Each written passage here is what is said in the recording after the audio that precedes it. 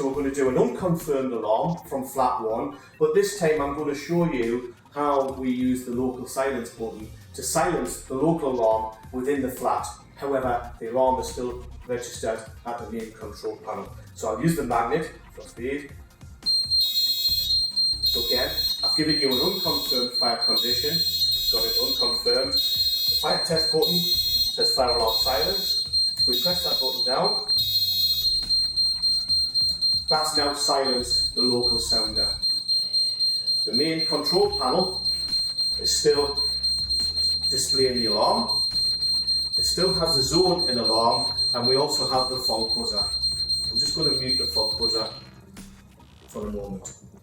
At the end of the 5-minute period, if the fire signal is not confirmed by a second alarm, then the system will again just go and do an automatic reset without anyone else interfering with the system.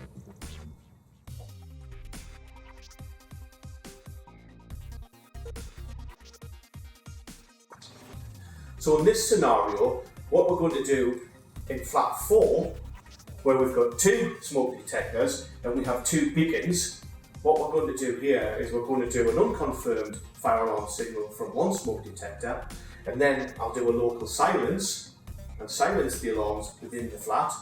I'll then do a confirmed fire, which will override and do an evacuation of the whole building. So I'm using the magnet. So I've now brought the first detector into fire condition. As we can see, it's displayed as zone 4 on the panel. It's brought zone 4 LED on, and we've also got the fault light on. I'll just mute the fault. As you'll notice, within the flat, we have the 2 beacons which are flashing. These could be sounder beacons as well, so they would be operating within that flat. If I press the local silence button, that then stops the sounders from sounding or beacons from flashing, and then we know that this is an unconfirmed fire.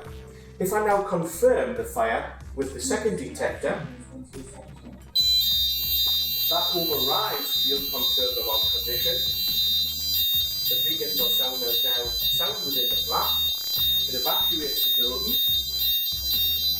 We've still got the zone 4 displayed. We've got zone 4 LED, but we've also got the zone light, which means we have to then put a silence in and silence the sounders. Once we're finished and we've checked, we can then do a reset. The system's now back to its normal state.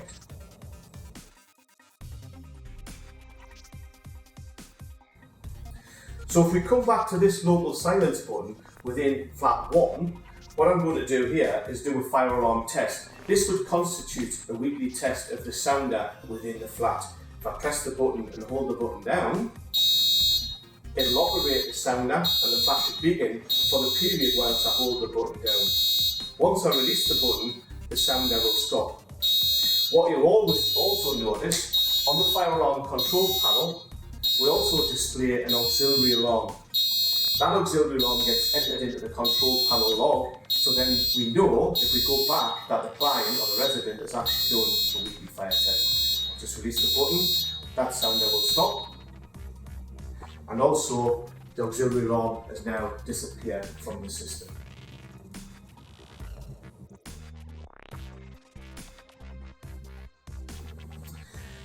So what I'm going to do now, again, in flat 4, again the local silence button, if we know we're going to burn some toast and we don't want to set the sounders off and we don't want to set an alarm condition to the fire control panel, we have the ability to disable the detectors within that zone for a period of time, set at 5 minutes on this control panel. So whilst I haven't got an alarm condition in place, if I press the silence button, the LED is enabled on the button, and if I move across to the fire control panel, you'll see that it brings me through the detectors that have been disabled. Those devices are obviously entered into the fire control panel log. If I come back to the panel now and use my magnet, these detectors won't go into alarm condition. So they won't go into alarm condition. At the end of the 5 minute period, as I said before, the system will automatically re-enable those devices and they are now back into the system.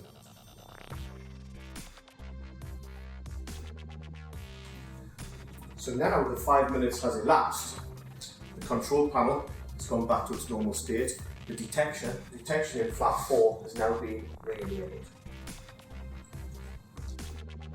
However, if there was a genuine fire and say the corridor and we go into full evacuation,